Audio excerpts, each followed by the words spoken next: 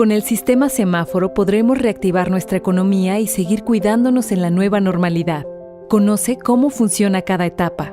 Cuando el semáforo de tu estado esté en color rojo, solo las actividades esenciales como la producción y venta de alimentos pueden trabajar con las medidas de prevención necesarias como la sana distancia y la sanitización. En naranja, se suman actividades no esenciales como hoteles y cines, pero solo a la mitad de su capacidad y siguiendo las medidas de prevención. Además, podremos acudir a los parques cuidando el 30% de capacidad. Si está en amarillo, las actividades no esenciales como restaurantes, hoteles y plazas podrán estar a un 60% de capacidad con las medidas de prevención. Finalmente, cuando esté en verde se podrá regresar a las clases presenciales, así como a los bares y gimnasios, cuidando las nuevas medidas sanitarias para evitar contagios. Para mayor información visita coronavirus.gov.mx. Juntos saldremos adelante. Gobierno de México.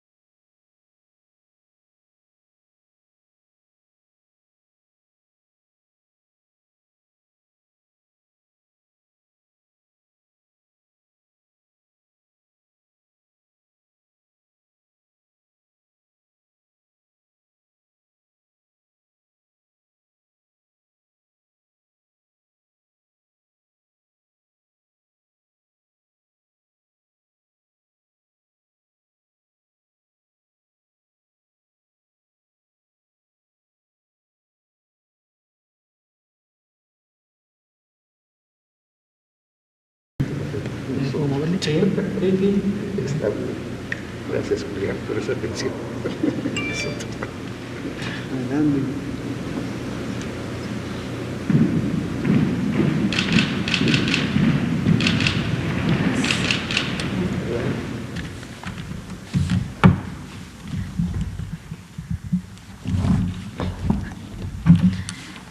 Muy buenas tardes. Hoy es viernes 31 de julio. Vamos a dar inicio a las conferencias diarias a las 5 de la tarde, dedicadas a hablar sobre los programas del bienestar, sobre las distintas prioridades del Gobierno de México en materia de bienestar, en materia de reactivación económica y de generación de empleo. Nos da mucho gusto que el día de hoy vamos a hablar de un programa muy importante y relevante en la integración de los diferentes sectores del país para el desarrollo, que es el acceso a Internet. Un programa que pretende incluir a aquellos que nunca se les ha incluido a poder acceder a estas nuevas tecnologías, y ese es el programa de Internet para todas y todos. Por eso agradecemos que nos acompañe Emiliano Calderón, coordinador de Estrategia Digital Nacional, y Raimundo Artiz, director general de CFE Telecomunicaciones e Internet para Todos, para que nos puedan platicar cómo vamos respecto al avance. Ellos ya han acudido a este espacio, ya nos han explicado la importancia del programa, la estrategia que se tiene a partir de esta empresa y cómo vamos en términos de cobertura. Vamos, como lo hacemos en los otros programas, a ir dando seguimiento para que la población, la ciudadanía sepa y conozca cómo se están implementando estos programas y cómo unos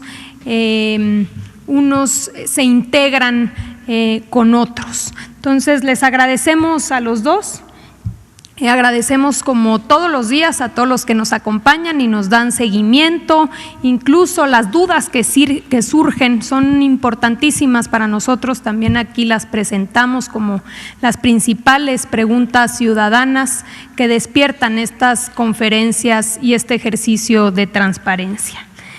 Agradecemos también a los medios de comunicación y permítanme rápidamente hacer un breve recuento del programa de ayer.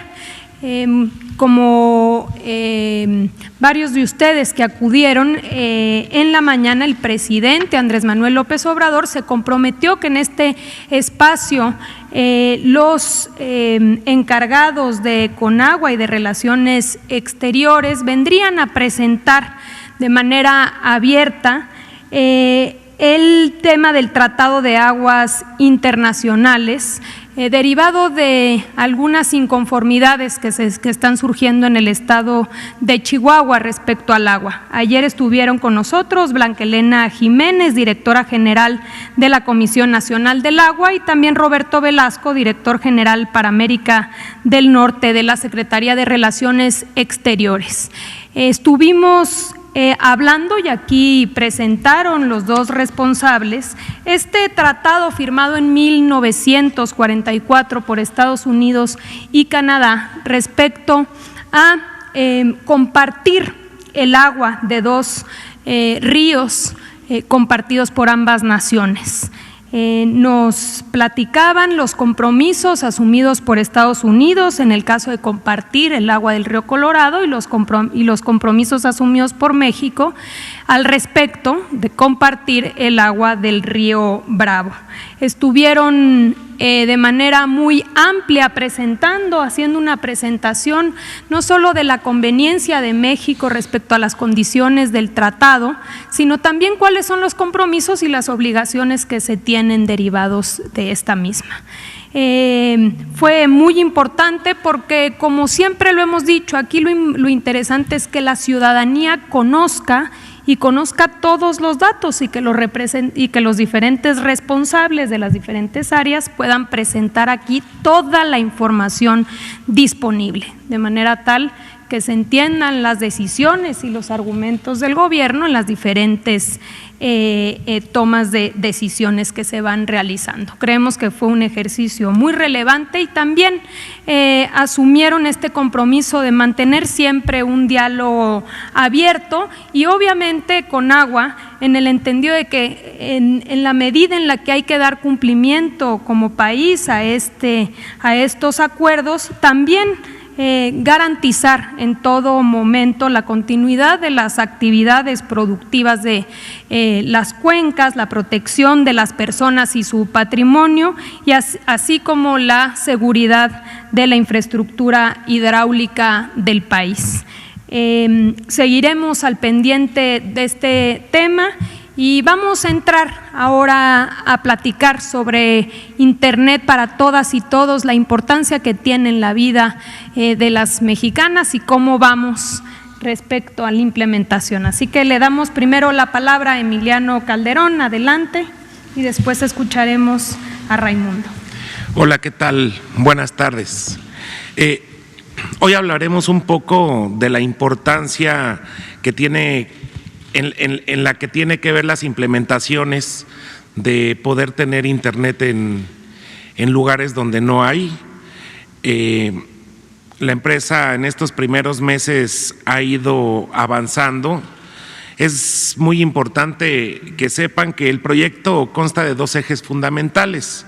Uno es el despliegue de puntos de acceso públicos en los lugares donde ya hay cobertura, y el otro es el despliegue de infraestructura básica de telecomunicaciones usando la fibra oscura de CFE, que es alrededor de 50,000 kilómetros. Ambas tareas tienen algunas particularidades que conllevan tiempo para poderlas echar a andar. En estas tareas se ha estado trabajando de forma ininterrumpida por todos estos meses y cada una de ellas tiene algunos tiempos que nosotros vamos pues avanzando y también algunos resultados que vamos teniendo poco a poco, dado que el despliegue, por ejemplo, en el tema de infraestructura básica, viene a partir de dónde es que hay cable de fibra óptica, se tiene que medir que dicho cable funcione, si no funciona tiene que haber cambios y tienen que ver muchos pasos y muchas áreas de la Comisión Federal de Electricidad para poder ir activando los tramos de fibra óptica. Por otro lado,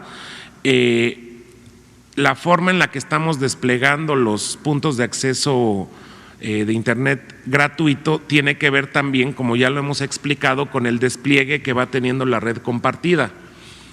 Pero eso no es algo tampoco que se pueda dar de forma instantánea, dado que tenemos que buscar los aparatos que mejor funcionen en determinadas condiciones, tenemos que hacer pruebas y en eso es en lo que hemos estado transitando en estos meses. Entonces, le daremos la palabra al ingeniero Raimundo Ortiz, director de la empresa CFE Telecomunicaciones e Internet para Todos, para que nos ahonden algunos temas que tienen que ver con los avances y con la empresa. Gracias. Buenas tardes. Estamos en este momento terminando el primer programa de pruebas. Recuerdan que hablamos de las pruebas que estábamos haciendo del primer programa, que se trataba de saber cómo era la calidad en diferentes lugares de la República y ese programa originalmente estaba planeado para llegar a 1,000 lugares y ahora nos faltan 21 para llegar a 1,000.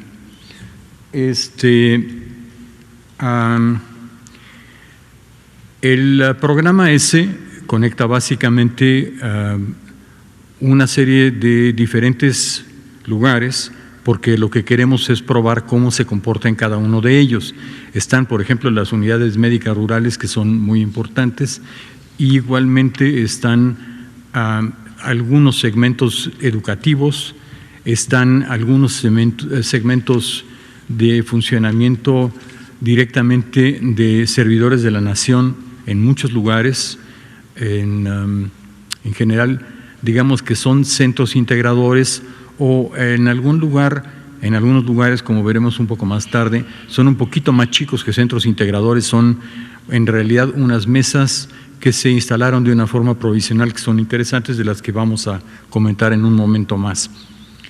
El problema que estaba explicando Emiliano acerca de en dónde estamos es un problema interesante porque no se nota que estamos trabajando porque no estamos aumentando el número de lugares. Es decir, entre la conferencia pasada y esta hay como 300 lugares nuevos, un poquito menos de 300 lugares nuevos.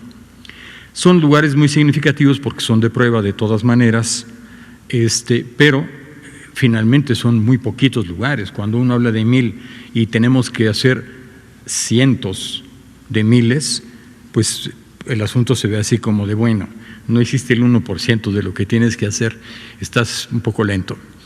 Y es cierto, es decir, una de las cosas que pasa en la empresa es que tenemos que ir consiguiendo proveedores para las diferentes clases de equipos y las diferentes clases de equipos requieren de pruebas y requieren de un montón de ensayos y comparaciones entre los posibles diferentes proveedores, por un lado, y por otro lado nos estamos enfrentando así en conjunto a una situación que se deriva de la pandemia, y es que prácticamente todos los proveedores han disminuido su volumen de producción y entonces los tiempos de entrega de sus equipos no suelen ser digamos muy rápidos, no solo no suelen ser muy rápidos, sino que están lentos, y además están lentos especialmente si uno lo ve desde el punto de vista de las cantidades que necesitamos. Si nosotros necesitamos unos cuantos teléfonos es muy fácil el problema, pero si necesitamos unos cuantos cientos de miles de teléfonos, el problema es mucho más complicado. Y entonces resulta ser que nadie, realmente nadie, nos puede dar cientos de miles de teléfonos en un tiempo relativamente corto. Entonces, digamos que el sistema de procuración de los diferentes insumos que tiene las diferentes áreas del proyecto han requerido un esfuerzo muy importante y no estamos muy cerca de tener el final. Estamos muy cerca de tener, digamos, algunos finales intermedios. Uno de ellos es para los radios necesarios para hacer internet público en cualquier lugar. De esos estamos digamos, en un proyecto inicial en el cual vamos a tener 10,000 de ellos, que sí es viable que los tengamos en el corto plazo y que se instalen en el corto plazo también. De esas instalaciones, nuestro programa en este año debería ser de llegar a cubrir entre 30 y 60,000, dependiendo de cómo va a estar el sistema de procuración, por un lado, y por otro lado, la combinación entre el despliegue de la red compartida y las posibilidades de instalación de acuerdo con las diferentes limitantes que nos impone el Instituto Federal de Telecomunicaciones, también de paso. Esa es, digamos, una de las partes. Esa parte nos va a permitir hacer un despliegue de dos cosas, de sitios públicos y de telefonía móvil en principio.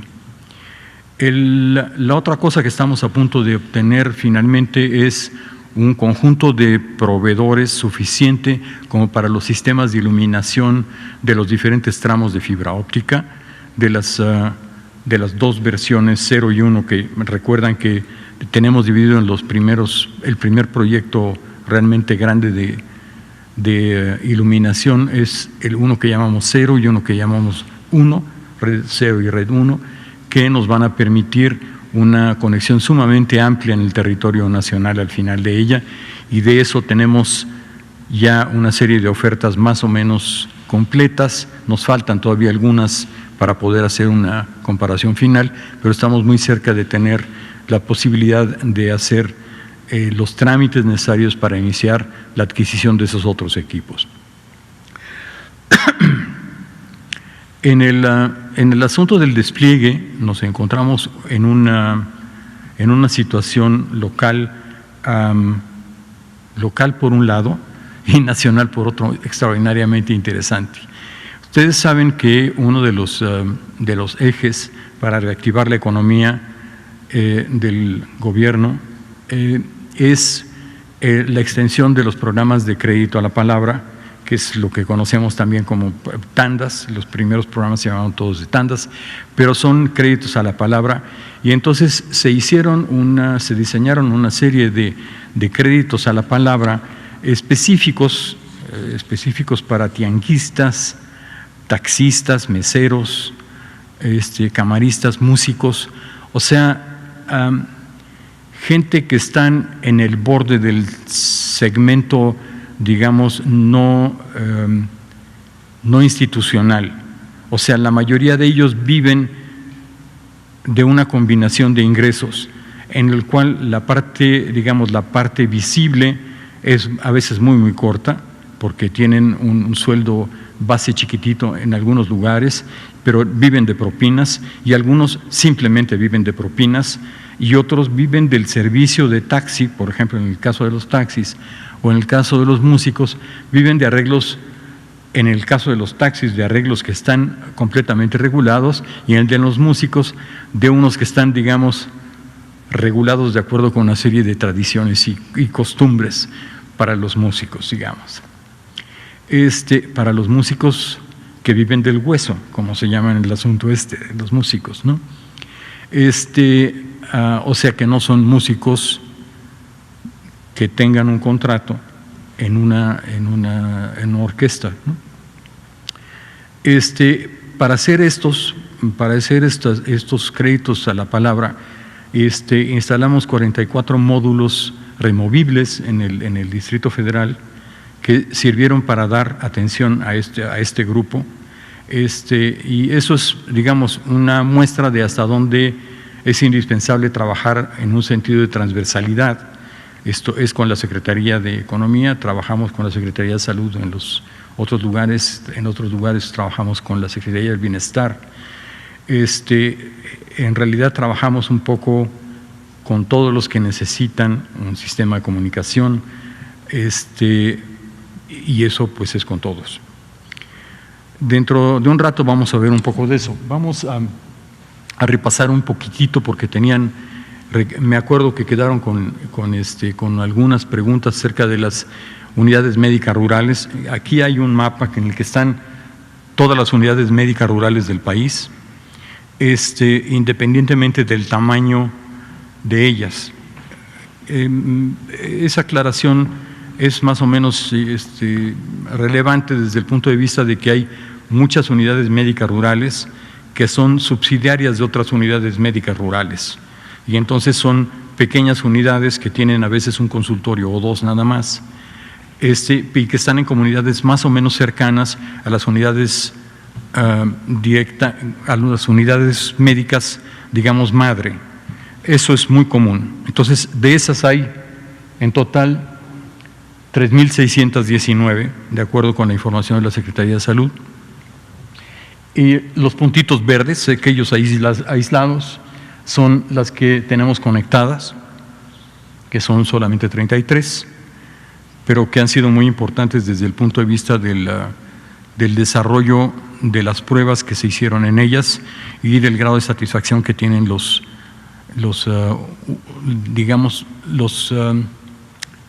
usuarios del sistema en cada uno de esos 33 lugares. En la siguiente lámina, si son tan amables, está cómo es la división de acuerdo con los estados de las unidades médicas rurales. En principio, creo que se ve bastante rápido que tienen una vocación rural. En ese sentido, digamos, hay más en los lugares, en los estados en donde el desarrollo rural es más importante y muchos menos en donde el desarrollo rural no lo es, ¿no? Es simplemente una manera de constatar que sí, efectivamente, tienen, el nombre dice algo que es cierto, ¿no? Podemos ver la otra, que es el resumen de los puntos estos del primer despliegue de los 1,000 puntos que estamos haciendo, en donde llevamos 979, y ahí se ve que hay centros de educación 64, centros integradores 372,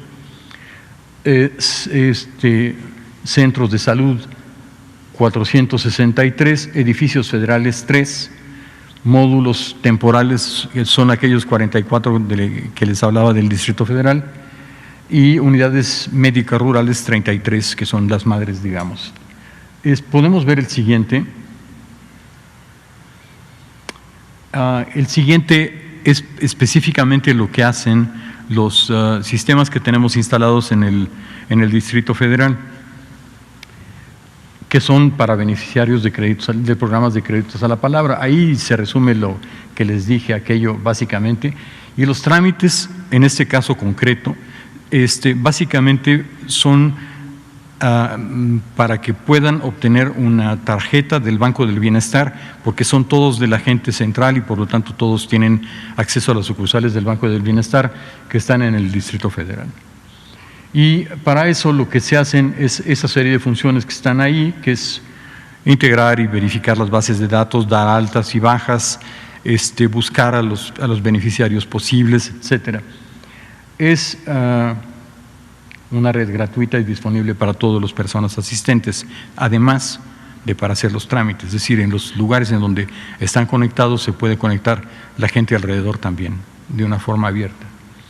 Que eso en la Ciudad de México podría no ser tan notable, porque en la Ciudad de México tenemos un sistema de red abierta al cual todos tienen acceso, que lamentablemente no es muy bueno en algunos lugares, y estos son lugares que sí tienen muy buena red porque todos tienen 4G, ¿no? Bueno, podemos ver la siguiente, que es el mapa de en dónde están. Están en la zona, digamos, habitada del Distrito Federal, todos somos conscientes de que el Distrito Federal tiene, digamos, dos mitades, una mitad muy habitada y una mitad muy poco habitada, que es la zona sur, que es básicamente Tlalpan, Milpalta, Tláhuac, Cuncacho, un cacho de Álvaro Obregón, cachito de Magdalena Contreras, que son básicamente las fronteras con los estados vecinos y que es en la zona donde tenemos, desde el punto de vista ecológico, la mayor importancia en su conservación, porque son las zonas de reserva de acuíferos y, por supuesto, digamos, de purificación del aire, a final de cuentas, entre otras muchas cosas. Pero además son también proveedoras de una parte muy importante de los productos agrícolas que se producen en el Distrito Federal. En la siguiente, no sé si la siguiente o no, si ya tengo que decirles que la siguiente no es una lámina, sino que son unas entrevistas de los compañeros que estuvieron en los módulos en los 44. No va a haber 44 personas que hablen, no, unos cuantos de los 44 módulos aquellos nos van a comentar algunas de sus experiencias con el internet que les pusimos. Están un poco tendenciosas porque dicen que está muy bien todo, ¿no? Pero bueno, es un hecho que sí estaba bien. ¿Eso quiere decir que van a empezar con el video? Adelante. Ajá. Me encuentro en el módulo del Deportivo Carmen Cerdán haciendo el operativo para los censos de los taxistas y tianguistas. El módem de internet abierta nos sirve mucho para realizar trámites, ya que también aquí tenemos el centro integrado para poder buscar a los beneficiarios y ver qué pasa con su estatus en el programa. Brindándole atención a los créditos a la palabra y agradeciendo a las personas que nos prestaron el módem de CFE Altar, ya que está demostrando un servicio de excelente calidad y nos está ayudando para entregar las tarjetas y realizar los censos hacia la población en general. Mi experiencia con la red abierta de internet ha sido muy grata, ya que gracias a ello contribuimos a ayudar también a los beneficiarios que no cuentan con acceso a internet. Le agradezco al Gobierno de México por facilitarnos la red de internet, ya que es de mucha ayuda para nuestros dispositivos móviles, que es nuestra principal herramienta de trabajo. Es para nosotros importante tener el módem en este centro porque nos ayuda a agilizar la realización de los censos, ya que tenemos que enviar las fotografías y es mucho más fácil con el módem. También para encontrarlos en la base de datos para la entrega de tarjetas. Tener el módem nos ayuda tanto a realizar trámites para los beneficiarios, en acercarles sus apoyos, ya sea de microcréditos, tandas para el bienestar, y facilitarles el apoyo en caso de que les falte algún trámite. Estamos muy agradecidos con el Gobierno de México por esta herramienta tan fundamental que nos brindaron como es el Internet, ya que con esta herramienta podemos realizar nuestro trabajo más eficientemente y con más rapidez. El módem con el internet nos facilita mucho desde la descarga automática y rápida del sistema hasta la eficacia del trabajo en el programa Crédito a la Palabra con las entregas de tarjetas y censos. Quiero agradecer al Gobierno de México que nos haya facilitado la red inalámbrica de internet, ya que nos facilita nuestro trabajo de censos y registros. Gobierno de México. Bueno, podríamos decir que cuando dice Gobierno de México creemos que ya se acabó, pues no se acabó.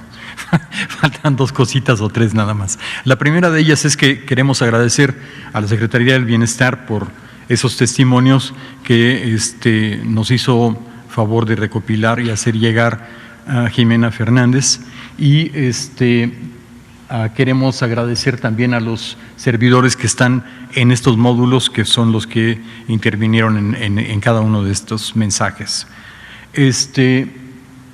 Y después de eso solamente quedan dos láminas, una que dice que dos láminas que son, a ver, eso uno es por si tienen preguntas que les agradeceríamos que mandaran allá, y otro que es uno que sirve para consultar las referencias de parte de lo que es el despliegue, que es la siguiente lámina, en la que están las Altan y Promtel, que les pueden servir de referencia para lo que necesiten. Yo creo que a partir de aquí sí podríamos pasar a las preguntas, si te parece, Luisa. Claro que sí. ¿Tenemos pregunta ciudadana?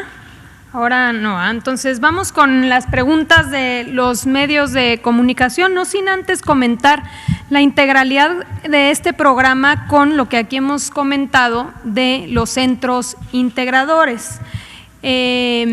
Ya se comentó en este espacio, pero uno de los grandes retos a los cuales nos estamos encaminando es contar con los centros integradores, que son estos espacios en los diferentes puntos del territorio nacional donde se podrá acceder, acudir para hacer trámites respecto a los programas del bienestar. Esto es importantísimo.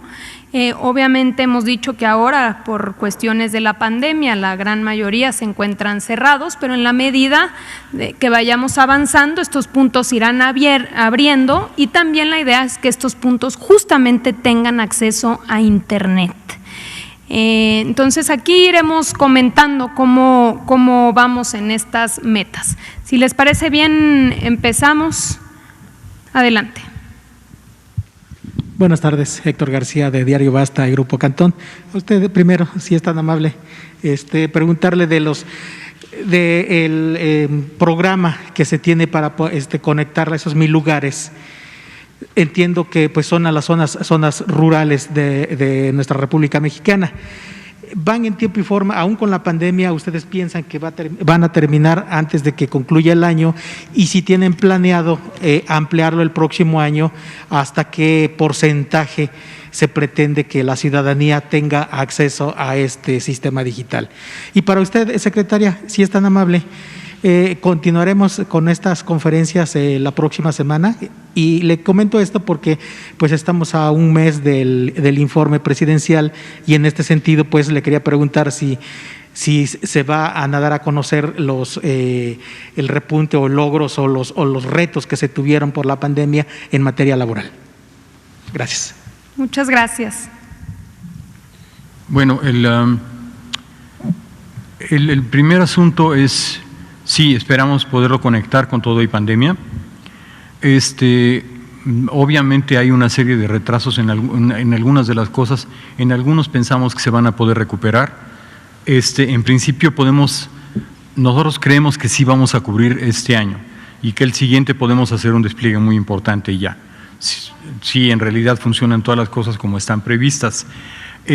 Hay muchos problemas que son locales, pero hay muchos más problemas que son globales.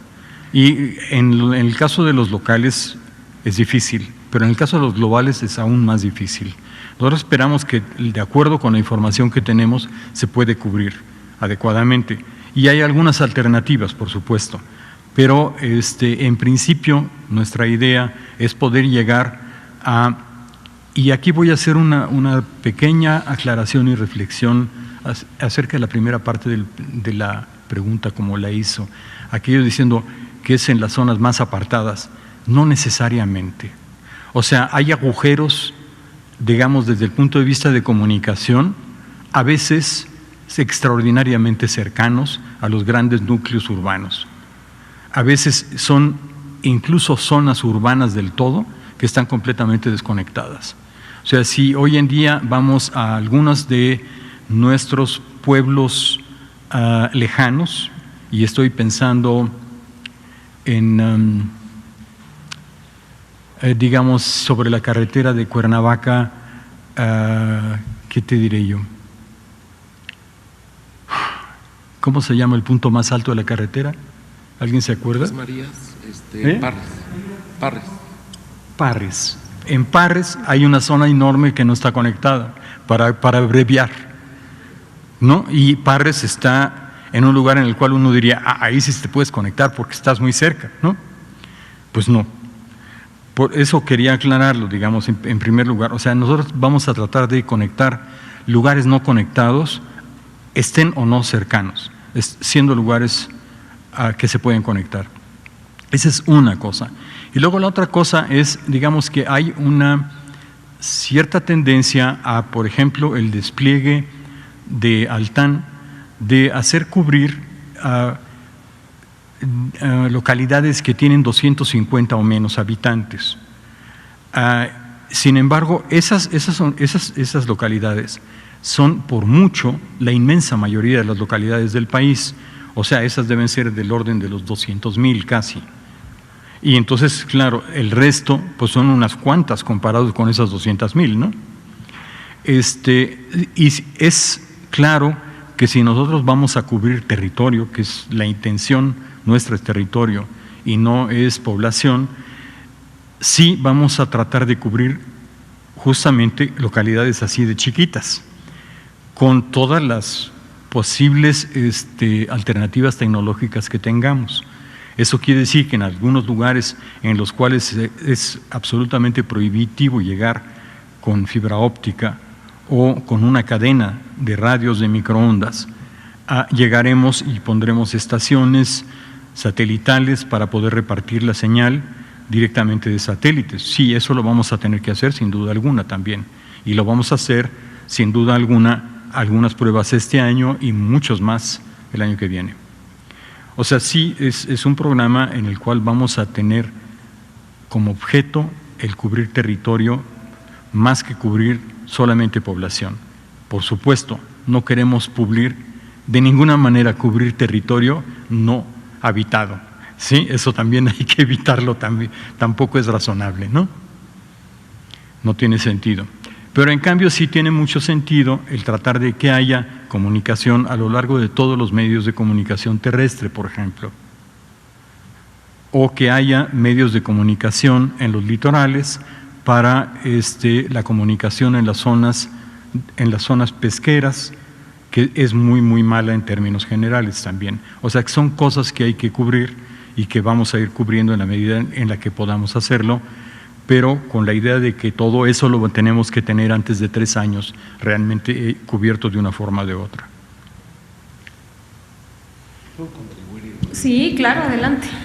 Para contribuir con esta respuesta, nosotros contemplamos unidades médicas rurales porque las unidades médicas rurales, cuando se hicieron hace muchos años, en realidad se pensaron, y así sigue siendo en la gran parte del territorio nacional,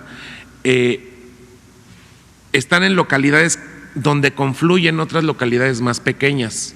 Entonces, ustedes ven aquí 33, pero alrededor de todas esas unidades médicas rurales hay muchas más localidades pequeñitas.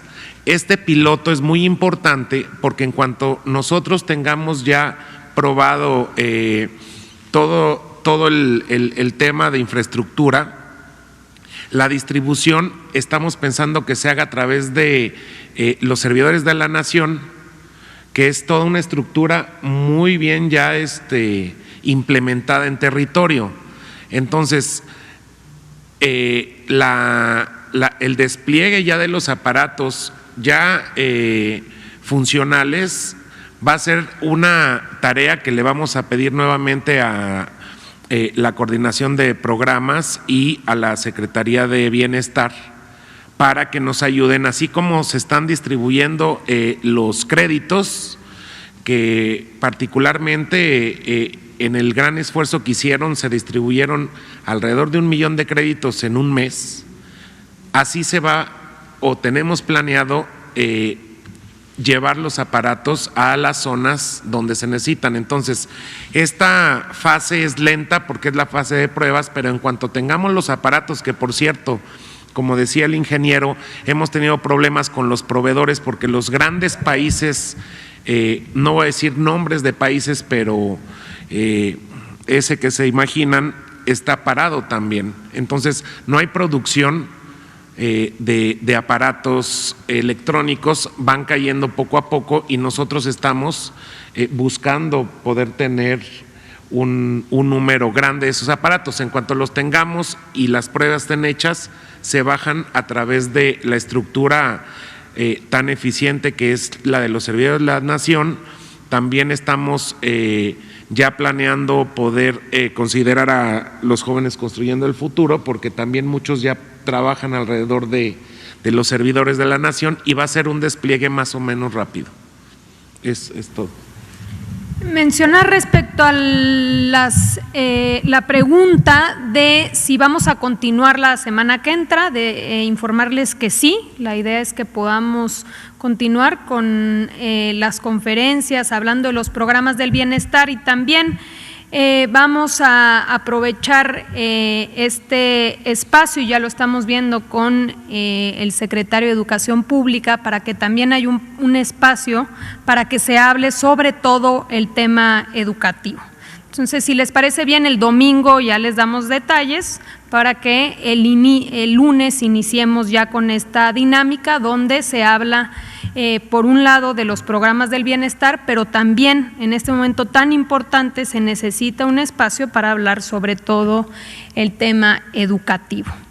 Y lo del informe también, ¿no? Se está ya conjuntando toda la información de las diferentes dependencias que va a formar parte del informe presidencial, de los retos, de todos los logros y lo que se ha alcanzado ya en metas, pero también ahora los retos que se tienen, sobre todo para hacer frente a la pandemia, la estrategia que aquí hemos platicado, pero todo eso formará parte del informe presidencial. Por favor, adelante. Bueno, buenas tardes, secretaria. Buenas tardes, ingeniero. Buenas tardes, licenciado. La pregunta es para el ingeniero de la CFE al respecto del proyecto, lo cual sí suena muy interesante. Nosotros como citadinos, pues nos encontramos en una zona, yo creo que privilegiada. Podemos sentarnos en cualquier jardín público y en automático tenemos internet gratuito. En cualquier cabecera de las delegaciones también. No lo dudo que haya zonas más alejadas, como Parres, efectivamente, cuando vamos a Cuernavaca, ni siquiera hay teléfono móvil, se corta la señal. Sin embargo, la pregunta va en el siguiente sentido. El proyecto suena ambicioso y muy interesante. Lo haría en el sentido de la provincia, efectivamente. Yo conocí una zona en la región del norte de Veracruz, viví ahí, en una época en la cual en esas comunidades había un solo teléfono público, no público, particular, y era de donde todos hablábamos, ¿no? Hacia México, hacia cualquier parte de la entidad. En aquel entonces hubo la oportunidad y se fundaron diferentes escuelas agrícolas, los famosos cebetas. Actualmente entiendo que en esas zonas este tipo de escuelas y otras que se han fundado posteriormente requieren todo este apoyo, ¿no? ¿En qué porcentaje o en qué avance, entiendo yo que lo tiene considerado la Comisión Federal de Electricidad, hay ese avance en este tipo, no en particular ahí, sino en este tipo de zonas, en este tipo de regiones? Sé que por la pandemia hay también la falta de proveeduría en torno a equipo. Sin embargo, yo le preguntaría qué avance, si se tiene contemplado las zonas más alejadas, y en qué avance se pudiera estar proporcionalmente hablando. Gracias. Bueno, las escuelas en sí mismas son un objetivo. Es decir, el programa prevé que prácticamente todas las escuelas lo tengan, y vamos a empezar por las escuelas que podamos poner primero, en el sentido en el que estén en lugares en los que podemos establecerles la comunicación primero. No vamos a comunicar ninguna escuela con una capacidad menor a 4G. Eso quiere decir que vamos a comunicar las escuelas realmente. Es decir, uno de los problemas que tenemos y que tenemos todavía hoy es que si comparamos con aquello del México conectado o con el eMéxico, aquello que había 100,000 puntos conectados, de los cuales se conectaron en la mejor de los casos cerca de 60,000 y de los cuales en realidad ninguno funcionaba del todo. El problema está en eso, en el que no eran aprovechables para el uso corriente. Por eso la primera cosa que hicimos aquí es probar que las cosas, que el equipo que estamos poniendo y que el ancho de banda que estamos proveyendo para las escuelas, para los centros de médicos rurales, incluso para los centros de los servidores de la nación, para los centros integradores, es suficiente y da un servicio adecuado y sirve además para dar un servicio a la comunidad. Entonces, en ese sentido, así lo vamos a seguir haciendo. En los lugares en donde por alguna razón la escuela no pueda ser conectada, vamos a tratar de conectar un lugar público cercano, aunque sea el parque o la presidencia municipal, para que de todas maneras la población tenga un sistema de conexión a Internet por lo menos seguro y viable desde el punto de vista de comunicación. Por Internet se puede hablar por teléfono, eso está clarísimo, o sea, basta con que tengamos Internet para que exista una posibilidad de comunicación entre los lugares, bastante mejor que la de la tiendita, por otra parte. Y más privada, porque la puede ser para cada uno de ellos simultáneamente, para muchos de ellos, ¿no? No muchísimos, pero para muchos sí. Entonces, sí, la idea es básicamente que todas las escuelas lleguen a estarlo. Y no solo las escuelas, digamos, no las escuelas, digamos, las solas escuelas, sino los centros educativos, ¿no? De hecho, lo que pasa es que los centros educativos de mayores niveles están más conectados hoy en día, aunque no todos, muchos de ellos están ya conectados. Por eso no los menciono antes, ¿no?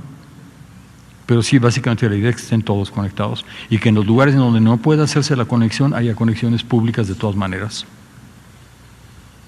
¿Hay alguna otra pregunta?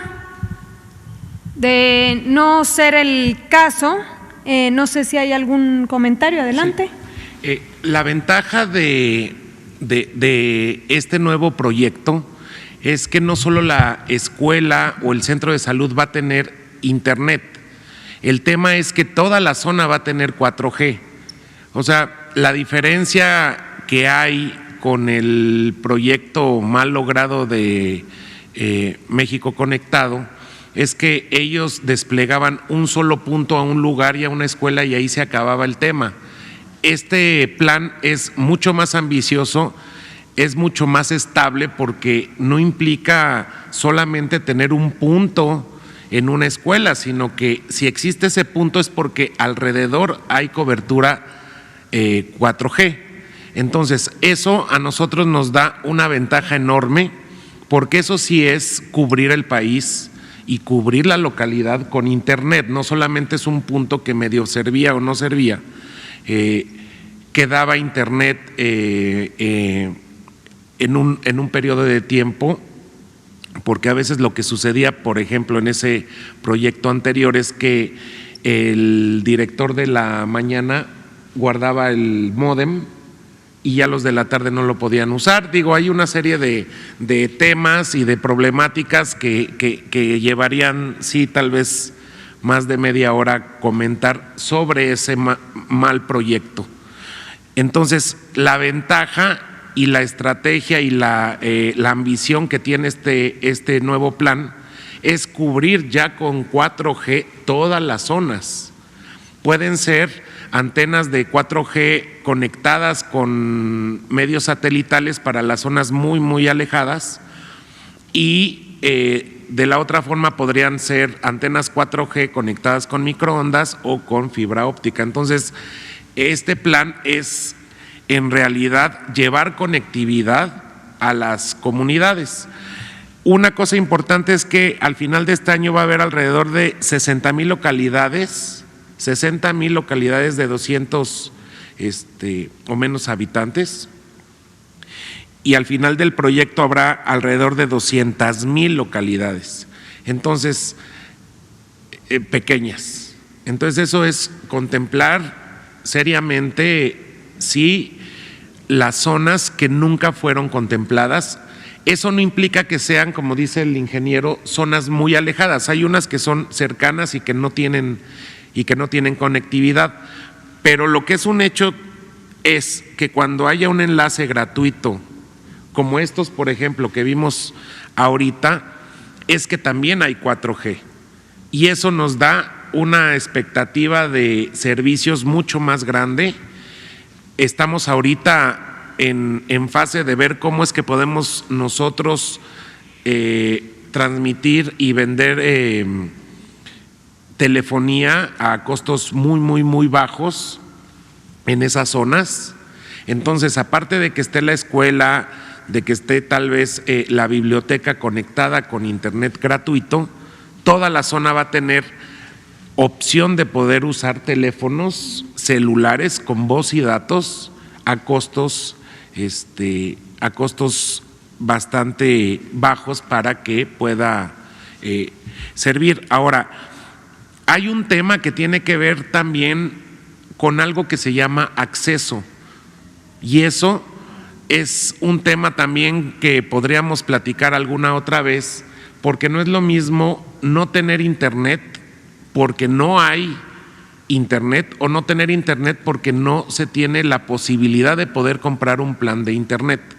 Y el acceso, a pesar de que muchas ciudades tengan cobertura de internet, el acceso no es total. Hay zonas muy pobres que, a pesar de tener el medio, tener 4G, 3G, no hay la posibilidad en las personas para poder adquirir un servicio. Entonces, ese tema también lo tenemos que platicar, y es un tema que tendría que estar también en la discusión de todos, porque no solamente es cubrir con internet, sino que también las personas tengan acceso al medio. Entonces, nosotros estamos intentando que en todas las localidades pequeñas también se pueda tener acceso a la conectividad, no solamente que llegue y ya, porque hay zonas donde la red compartida ya está y no hay forma de tener acceso. ¿Por qué? Porque no hay ningún proveedor. Entonces, nosotros estamos intentando ya, y estamos a poco tiempo de poder nosotros proveer servicios en esas zonas que, a pesar de que tengan cobertura de internet, no hay el medio para que pueda la gente poder conectarse. Entonces, ese es un tema como en el que estamos también. Por eso les decía que se divide en dos ejes fundamentales, y tenemos que estar trabajando tiempo completo en ambos, porque el otro es también muy importante, que tiene que ver, y tal vez se oye como muy técnico y algo que no está en nuestras manos, pero tiene que ver con la infraestructura básica de telecomunicaciones. Imagínense qué sucede si nosotros llenamos todo el país de internet, y la infraestructura básica, que es por donde viaja toda la transmisión de datos, no sirve o es poca. Ahorita las proyecciones que hay en el país para que la infraestructura y los datos funcionen están calculados para las zonas donde ya está funcionando. Entonces, también la empresa está trabajando en poder tener más infraestructura básica para que no colapse los datos que ya vamos a empezar a poner. Entonces, sí, vamos bien, y creo que hay tiempo después para seguir platicando al respecto. Les agradecemos mucho a los dos por habernos acompañado. Llegamos al final de este programa, de esta conferencia. Cuídense, que tengan buen fin de semana. Si no hay necesidad, no hay que salir de casa, hay que seguir protegiéndonos entre todas y entre todos. Si te proteges tú, nos protegemos todos. Así que tenemos que seguir cuidándonos en conjunto, en colectivo. Los invitamos mañana sábado, 1 de agosto, vamos a iniciar el mes, invitando y con la participación de la nueva directora del Banco del Bienestar, Diana Álvarez, estará con nosotros, y también Gabriel García, coordinador de los programas para el desarrollo, para que hablemos justamente de este tema tan importante que es el Banco del Bienestar, el banco de todas y todos los mexicanos. Nos vemos mañana. Muchas gracias por habernos acompañado.